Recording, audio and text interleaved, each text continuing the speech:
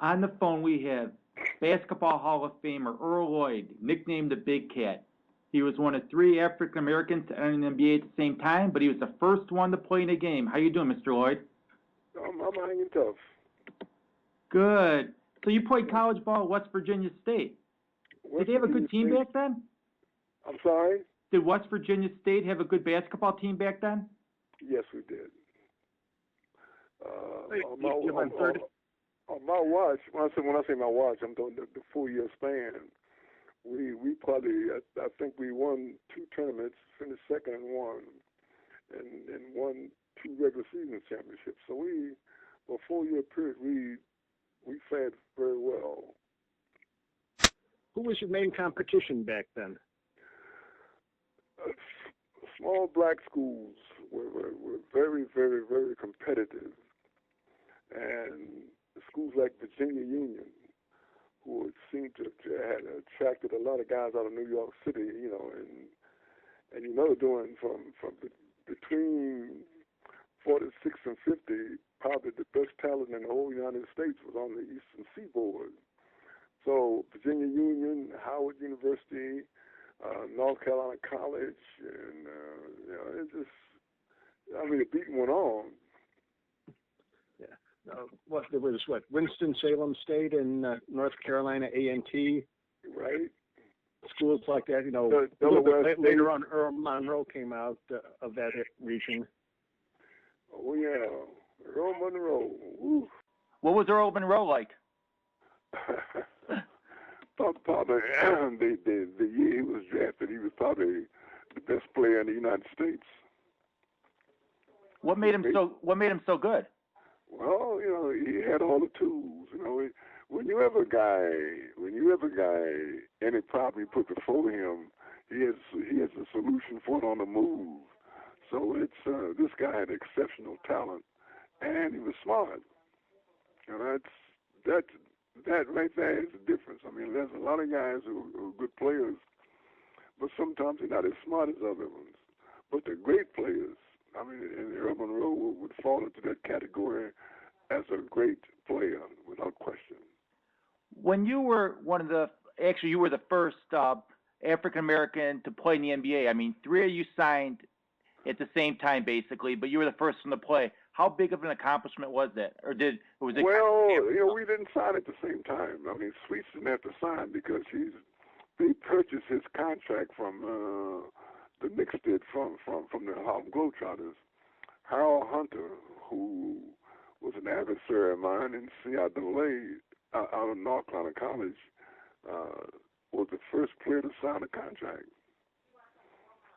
And but don't overlook the fact that Chuck Cooper was a number 2 draft choice, and for a black guy to be drafted number 2 in 1950, they thought very, very highly of him, and he didn't disappoint them.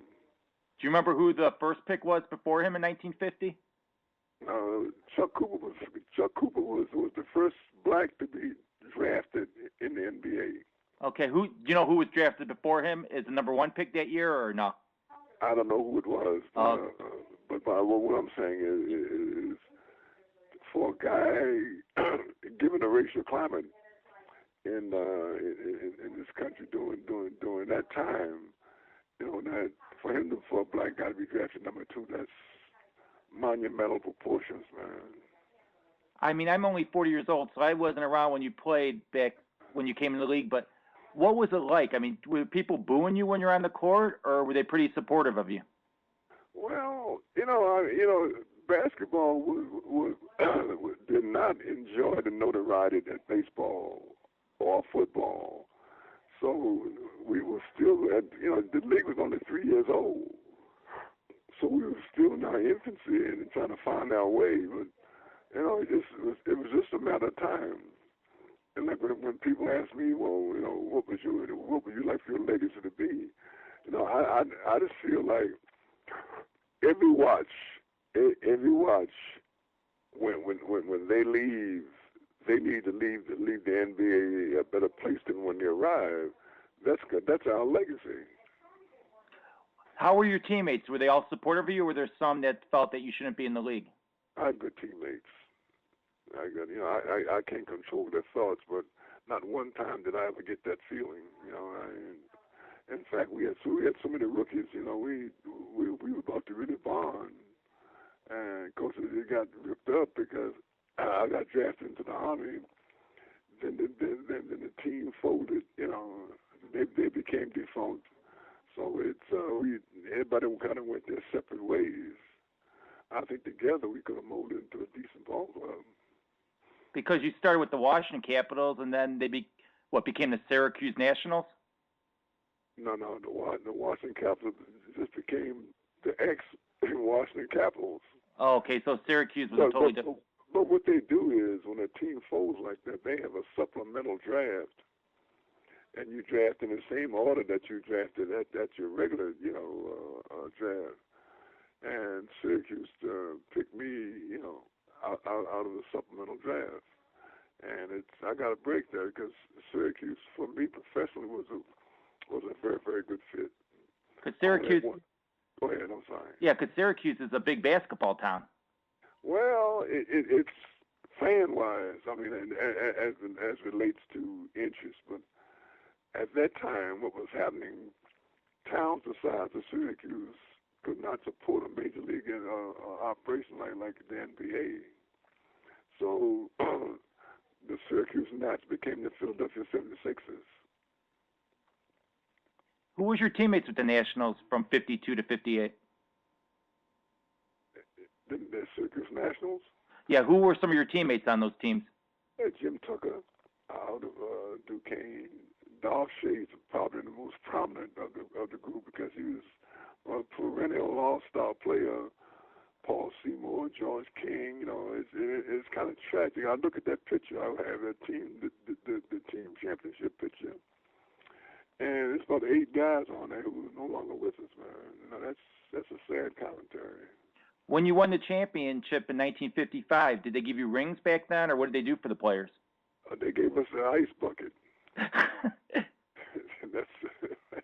So I told that to somebody last week. Said, "Laugh." I said, "Don't laugh, man. That's what it was, And unfortunately, if I held on to that bucket, it was worth something. You don't know what happened to the bucket? No, we made some house moves and stuff, and things get. I don't know what happened to it, but it's maybe I was angry, I don't know, because I felt like all the other teams that made it in the league, that won a championship, they got a nice ring, and they give us an ice bucket. Man. What was Dolph Shades like? I mean, from what I've heard, we talked to him and other players. They said this guy was tough. Dolph Shades is the only basketball player I've ever seen in my whole life that every second he spent on the floor, he was moving. He never stopped running. I used to feel sorry for guys when they come into Syracuse, and Dolph would run them into the ground. But he was a great player. There's no question. Here's a guy with 6'9", man, and Dolph did it all. He was a great rebounder. What we did, Dolph had the scoring burden, and I had the defensive burden. But it's what I had to do to help the team. It's most great teams got to have a guy who give himself up. And then you go to Detroit and you play with them for a couple seasons, and that was basically a fresh franchise. A couple of years. Well, it wasn't a fresh franchise. It was the old Fort Wayne franchise. Fresh in Detroit, though. It was fresh in Detroit, yeah. But you still got the same. Basically, you almost got the same team. It's just a different city, but even with the same name. But it's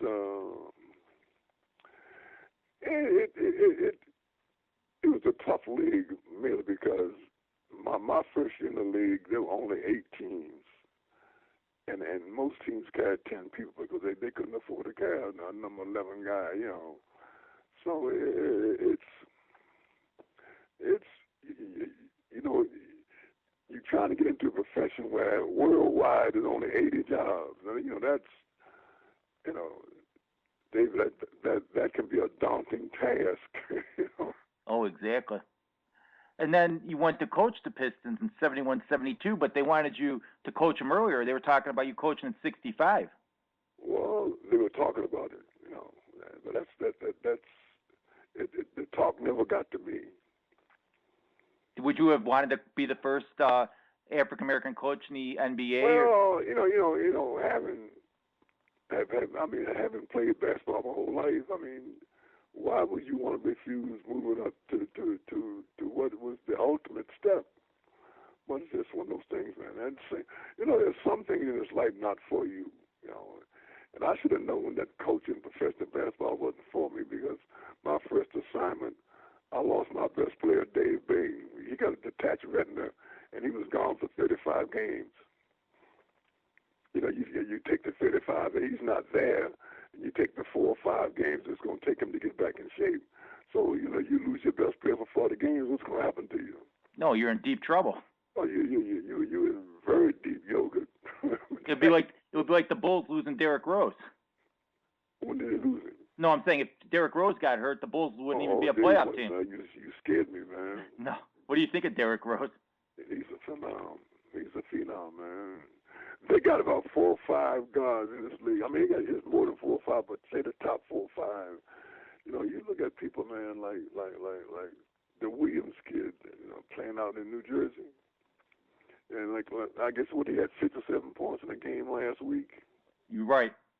He's a player, man, and of course we know Chris Paul is a player. What do you think? What do you think of those guys in Miami and with James and Bosh and Wade? Do you think that's a good team, or you think there's too many me players on those teams? Nah, you want all the talent you can get, because you never know when somebody's gonna get hurt. Who? I know they got criticized a lot, man, but they got a bad brain class here. David, I mean, what's the kid's name? Wade, Dwayne Wade got hurt, and there was no way on earth they're gonna win a national title without Dwayne Wade. He's that kind of player, man. He might be, you're a guy, you hear guys talk with other people, man, but Dwayne Wade might be quietly the best all-around player in that league, man.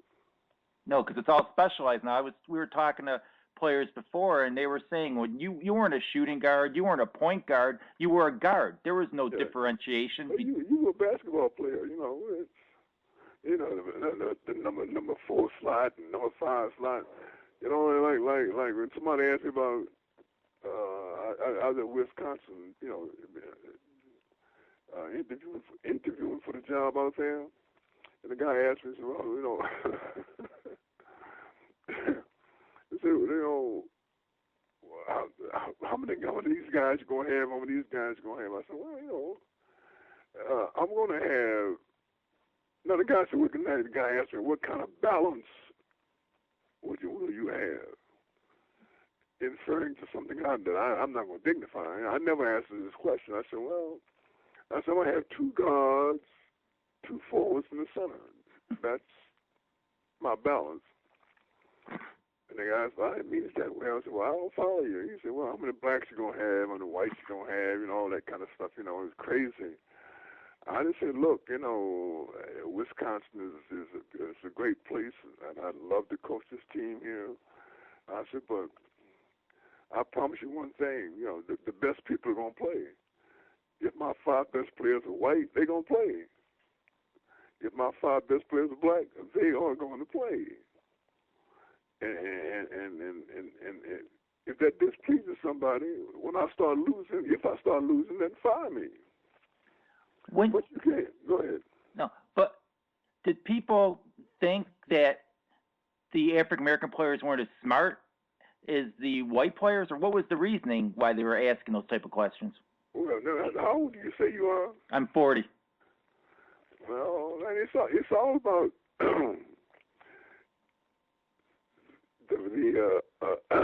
the basketball guards had to go through the same thing that quarterbacks on football teams.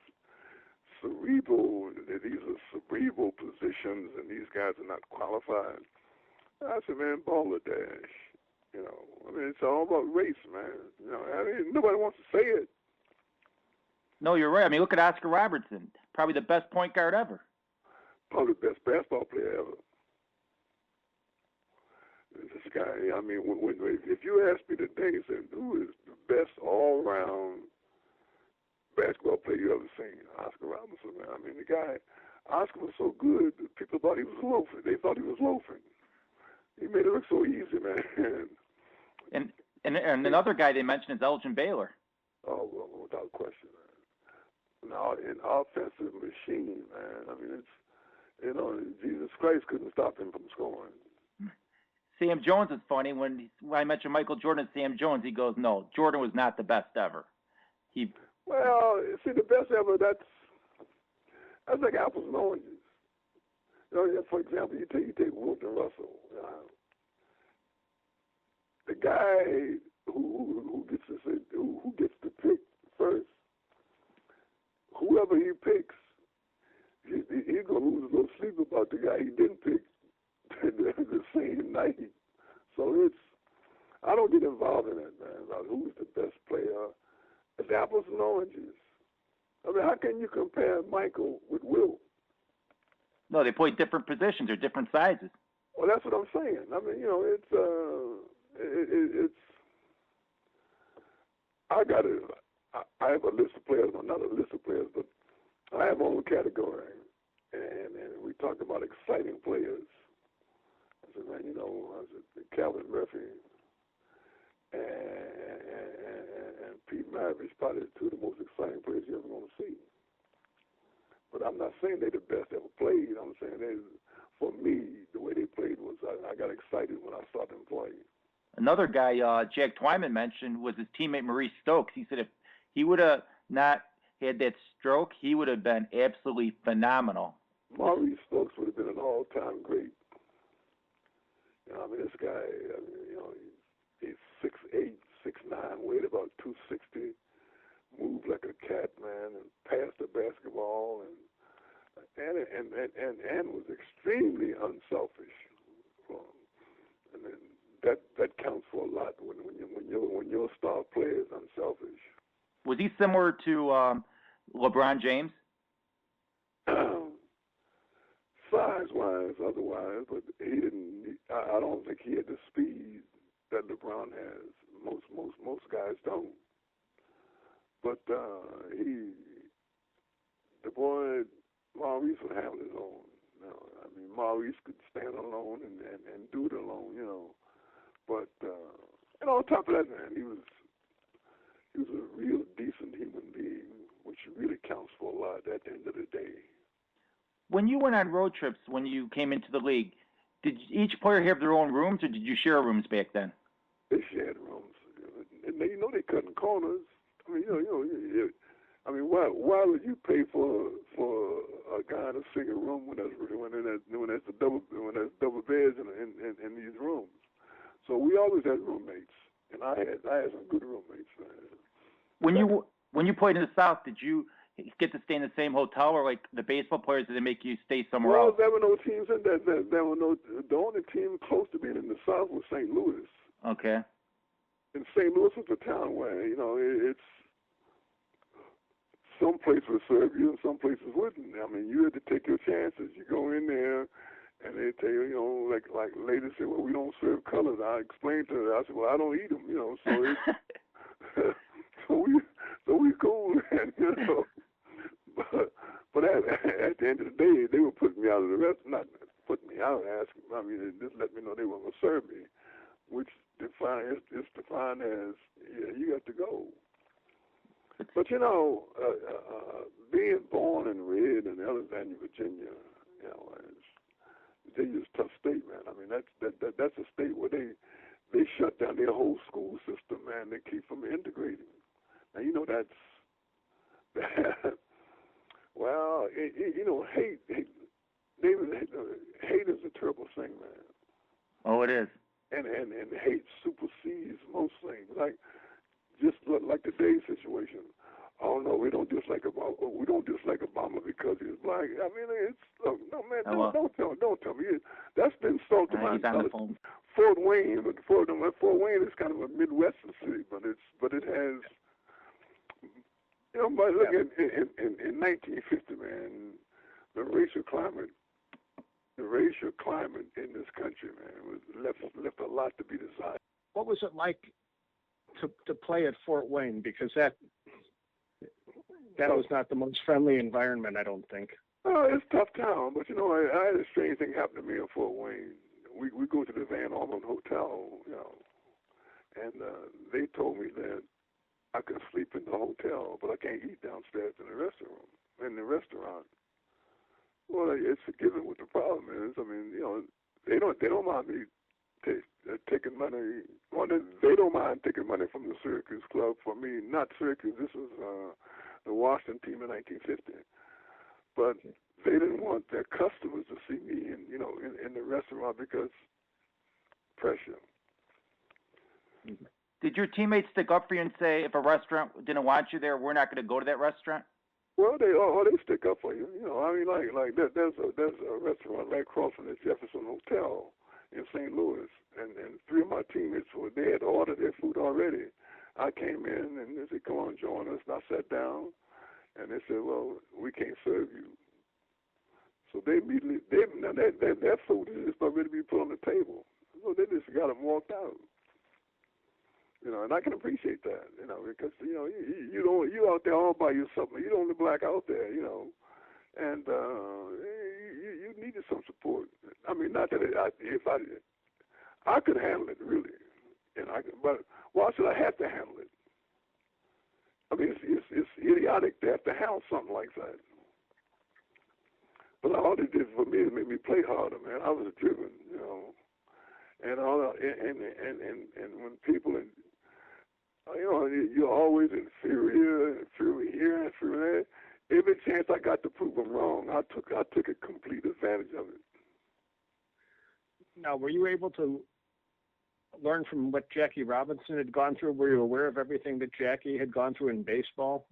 Well, Jackie's my hero, and people on occasion will say to me that you're the Jackie Robinson of modern day basketball, and I take polite umbrage to that because Jackie had it tough, man. He's out there all by himself, and he's playing in an arena where 99% of the players in baseball were from the southern regions, and man, you're talking about prejudice.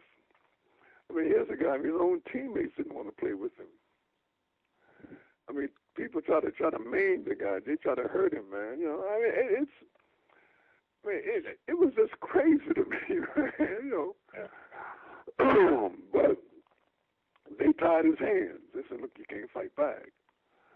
Nobody tied my hands, and if somebody hit me up so it was too hard, you had to deal with it. And I dealt with it. I said, "Hey, I'm not getting my pay scale is not high enough for me to take this kind of beating." So I learned that instead of being the beatee, you need to become the beater. Was Syracuse a friendlier environment racially? For me, it was, but Syracuse, like any other place, every black person, including me, in Syracuse lived in what you call the 15th Ward. And I was there for 6 years, man. Nobody broke out, not one black person broke out of the ward, the 15th Ward in Syracuse, to live in the subway in one of the small suburbs that surrounded Syracuse. Well, no way, man. I used to get the paper, and I was looking for a one-bedroom apartment, and you would call, and the lady would say, "Well, we got a lovely unit there you would love, and we love to have you." Now, she doesn't know who I am. So when I get that knock on the door, and then they see me, they rented this apartment 10 minutes ago. After I got that about 3 or 4 times, you get the drift. How do you feel about when people say that basketball's an African American sport? Do you think, they're stereotyping it the other way now? I don't have no problem with that. All they're saying is the best players in the NBA are black players, and you can't refute it. So why be concerned about it? The only problem I have is I wish we had more ownership, And I think with 83% being black, we ought to be considering more guys for general managerships.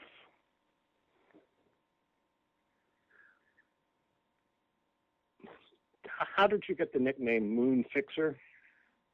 Well, on my campus, we were kind of isolated. I went to all-black school. I mean, every student and teacher on that campus was black, and we were kind of isolated.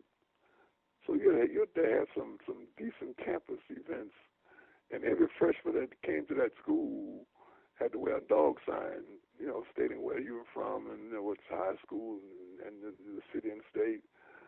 And then you were assigned, you had to do a job. So a little girl said in the group, look, Earl is so tall he can touch the moon. So from then, for a while, the Moon Fixer. And I went to school with kids for 4 years, and they never, unless we shared class, a lot of kids didn't know my first name. When you were the first African American to play in a game, did you realize what you were accomplishing, or No, did it's the game itself, David, was uneventful. I mean, totally, unequivocally uneventful.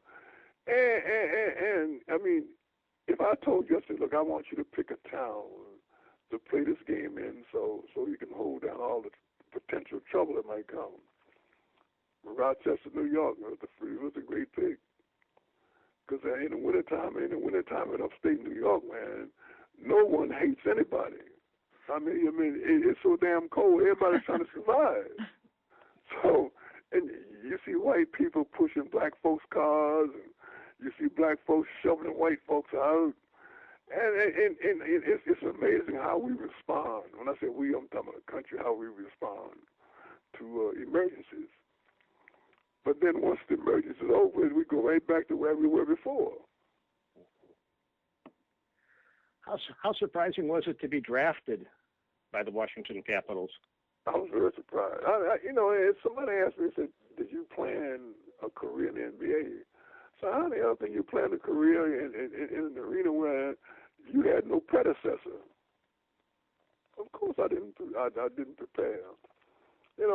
But just being a decent athlete and having good coaching and being in shape.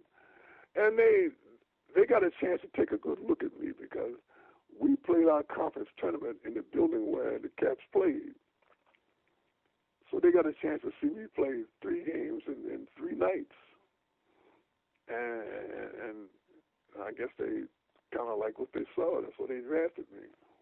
Was there any animosity or ribbing between Cooper, the Celtics, and Sweetwater Clifton about you getting the chance to play the first game and not them, or they didn't really care? No, they didn't care, man. I mean, all we wanted to do was make sure that when we left in a better place. Because if Chuck didn't make it, or the Sweets didn't make it, if I didn't make it, it wasn't, the next group would not have been forthcoming. So probably the best thing that happened was that the Capitals folded and you ended up with the Syracuse Nationals. Well, you had one of your teammates there was a favorite in Chicago for a long time, Johnny Red Kerr. What was he like as a teammate? A great teammate, man. I mean, Johnny kept everybody loose. Johnny was, when I say a clown, I don't mean that he was stupid or nothing like that, but John would keep the whole club loose. And he solidified us, man. We never had a big man. John, we went from a team to a good team when John came. He scored his points. Great passer out of the middle. He's a great player, man.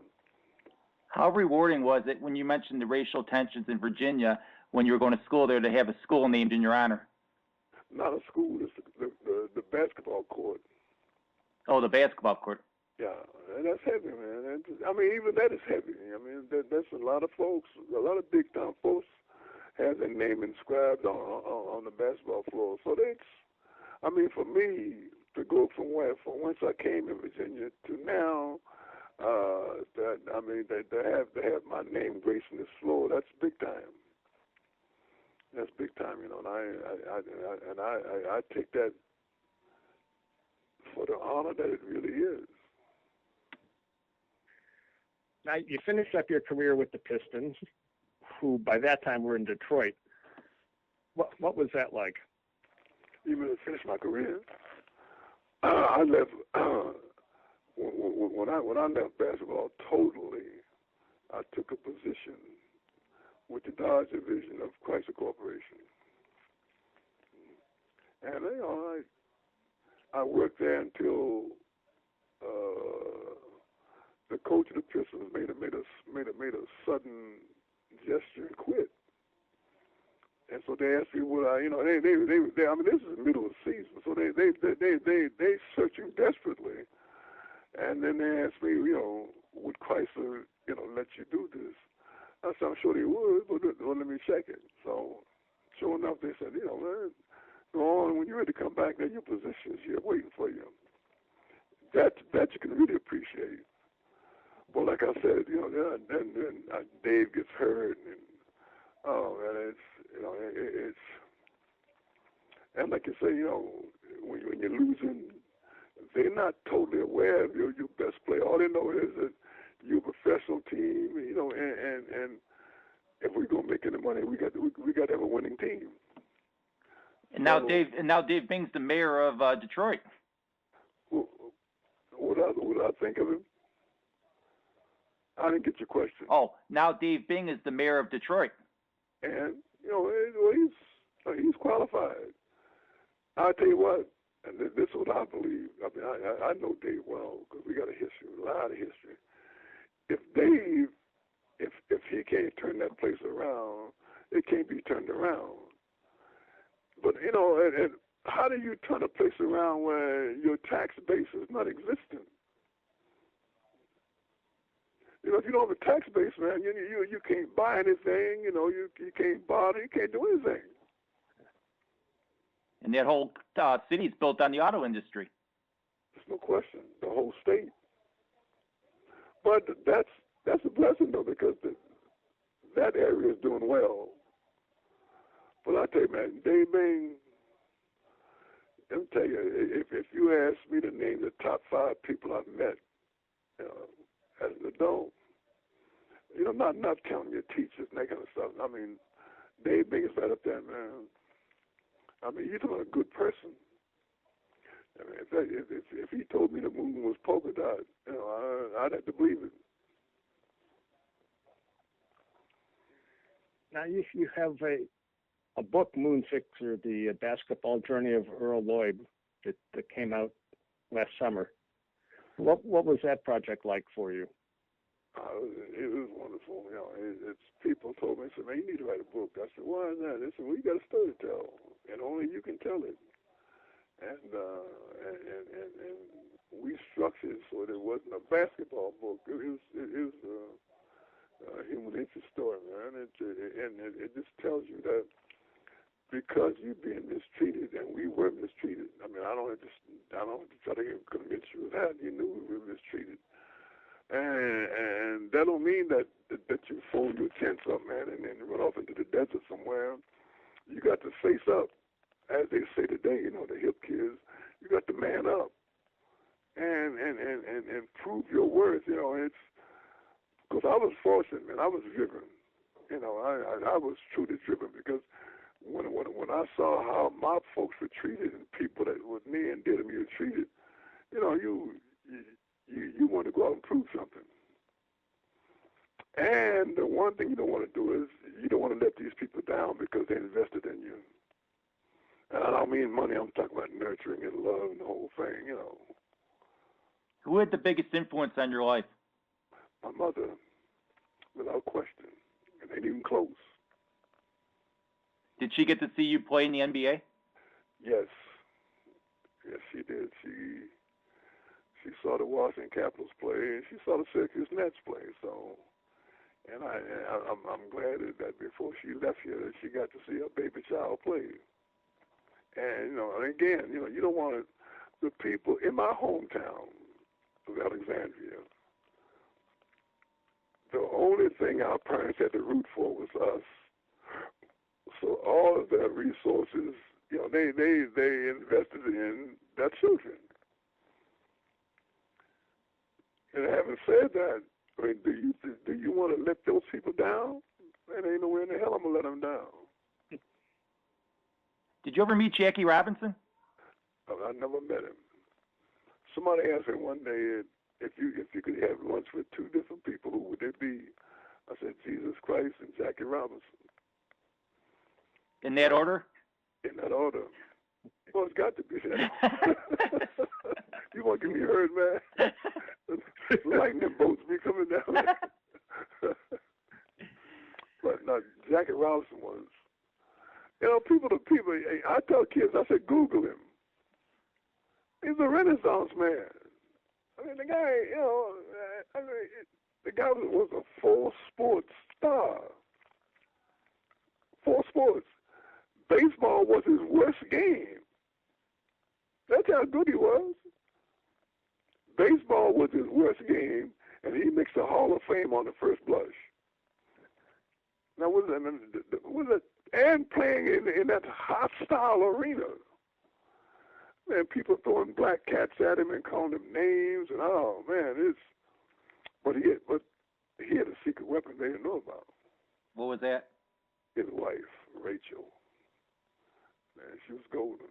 I mean, and I think he would have made it without her, but it'd been harder, man. It ain't nothing like to get treated the way he was getting treated, to go home and look at four walls. You need somebody to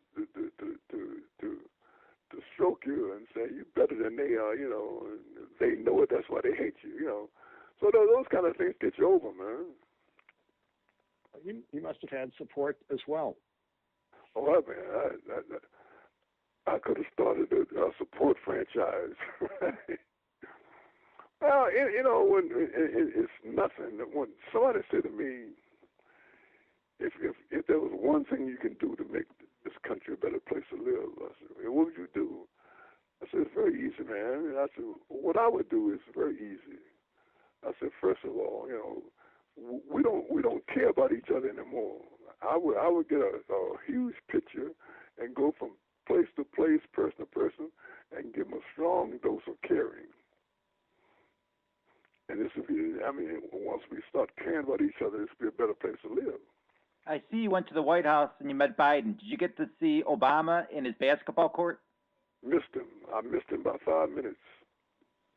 You know, we sat with the vice president for 45 minutes, which is a lot of time.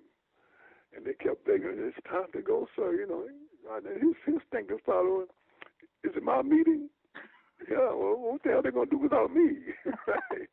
So I come a little late. You know, that's where that mouth stops. What was it like to be inducted into the Basketball Hall of Fame?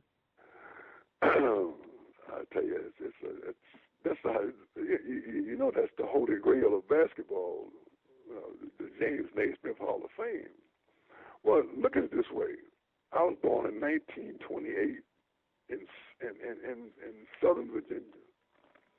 I mean, it was tough times, man. And my prospects were all questionable. I mean, huge question marks. Then, up the road, years later, your question mark becomes an exclamation mark. So now, that says a lot for you. What it does say, I was lucky that the people, I call it handprints, the people who had their hands all over me my whole life. I had one thing going for me is all those folks love me, and all of them want the best for me, and they made a concerted effort to make sure that everything I needed was there. So like I told them that the speech that I made after the induction, I told them, you know, getting here for me was easy. So that's hallowed ground you stand on, man. You know, they don't expect no boulders like that. So I said, well, all I did was I was from a time and a place where you did what you were told.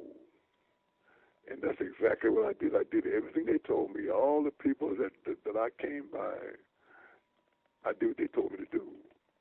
Where I got a break is that the people telling me what to do knew what the hell they were talking about. You taught me more in these 40 minutes about the life in basketball than I've learned from any Hall of Famer we've talked to. Well, I appreciate that. Well, you got different experiences. I mean, it's different. You know, it's just like, you know, not to get into, I don't get into no political discussions, but we anybody with any modicum of sense know what the problem is with this election, and then we don't have to go no further than that. You're right. Thank you so much for your time, Mr. Lloyd. It was a pleasure talking to you. You guys take care. I'm sorry my voice is so raspy. No, you were phenomenal. You were great. Thank you, sir.